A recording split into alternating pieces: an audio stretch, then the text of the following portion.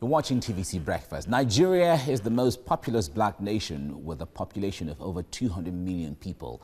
Now, with the current impact of the coronavirus across the globe, it has become imperative for Nigerians to get ready to live with some of the changes that the pandemic will bring. Senior correspondent Ivy Kanu reports on this. Some countries are already coming to terms with these changes. World leaders like the Canadian Prime Minister says the world will change even if a vaccine is found and coronavirus pandemic ends. He advised Canadians to accept this and get ready to adjust to a new normal that will require modified behavior. According to him, Covid-19 will be one of the things that create changes in our society. To prepare for those changes, he has unveiled measures to support hard-hit sectors.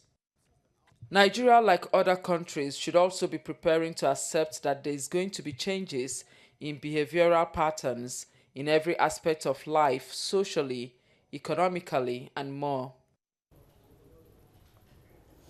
All right, joining me now on Skype is management accountant Dayo Lomuwagun. Dayo, it's good to have you join me this morning. Good morning.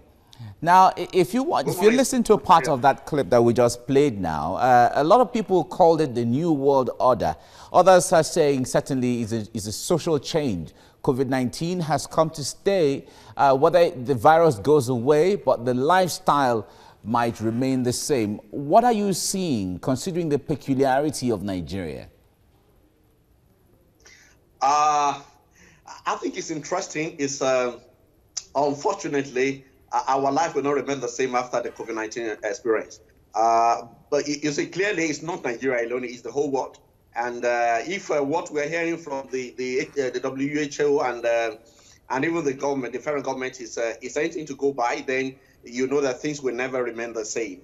Because they're projecting that, yeah, COVID-19 will be with us for maybe 2 years or thereabout. And so basically, it's going to alter a lot of things, as it's already doing now. And if you look at it from the social aspect, for our social life is being altered clearly. I can imagine that in the next 2 years, in the next 1-2 years, I cannot see you and hug you. I cannot see you and greet you the way we used to greet before. As also clearly, our social life is going to be altered. Even after this experience, you still got to maintain the kind level of hygiene we have maintained now, or even improved on that, such that your washing of hands, even the physical distancing and all that will still be there. And in that sense, I mean, you even go to social gathering, maybe you go to club, you go to cinemas, you even go to even worship places. I mean, you cannot do the way you have been doing before, and it's going to be sad. But we don't have a choice here. It's better to be alive than to. So whether it's a social life, is going to be altered. Then you look even at the headspace. Now, for an average Nigerian or any reasonable person, I mean, your prayer should be that you should not even fall sick. And that is in our hand to some extent. By now, I mean, Nigerians should be looking at the kind of food they're eating, the kind of diet they're taking, so that at the end of the day, you're looking at things that will boost your immunity, not necessarily things that will be sweet in your mouth, not necessarily a delicious meal. I mean, so what is important now is how strong are you?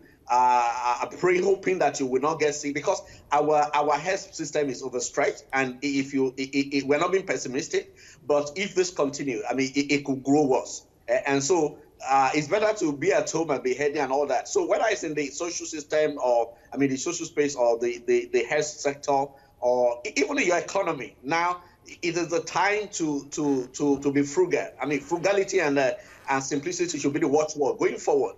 You don't spend your money unnecessarily. I mean, you spend on what is really necessary, because we can guarantee you there will not be so much money outside going forward. All right. Now, Dayo, one other area that a lot of persons have used the word COVID-19 will come and go is the issue of the African culture. You mentioned it briefly earlier on, because we are very communal in our cultures and in our traditions.